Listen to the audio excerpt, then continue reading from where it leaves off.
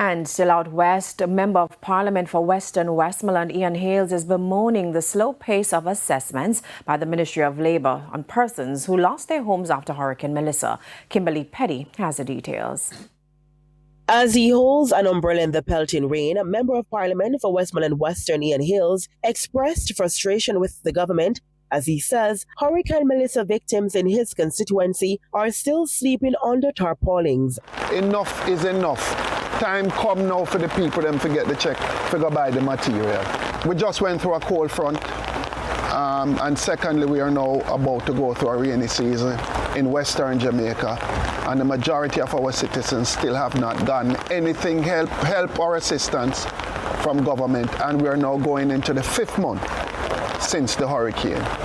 The government have said that the assessments are completed, and it's now time to send out the checks so that the persons can put back their roof or put back their lives together. The MP was speaking at the handing over of a house on Thursday by the S Hotel. I've been getting hundreds of calls from citizens who are saying that they have not been assessed. And I'm asking the government, let the self-assessment form be advertised, put it out on your websites, all the government websites, so that persons can fill out the self-assessment form.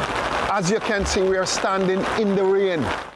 Mr. Hayles made this impassioned plea. I'm appealing to the government. It's been 5 months, 5 long months. Persons in the constituency are still without a roof. They are still without just a home in general.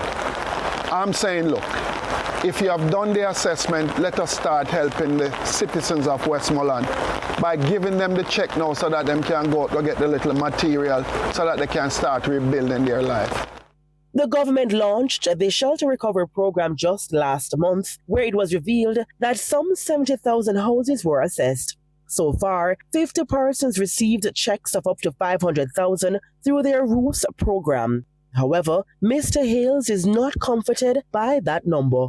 It's been 5 long months, and I know persons that are in government, no government minister or no member of parliament or government entity would sit and wait, have their family members wait for 5 months to get some assistance. So I'm appealing again. Just as how Shelter came in and gave the help, I'm appealing again to the government. It's 5 months. Now make we go in at the 6 months and the people of Westmoreland don't get the check. He is hoping that the assessments will be accelerated so persons can live comfortably. The farmers these days don't pray for the rain. They pray for a shelter over their head along with the citizens of Westmoreland.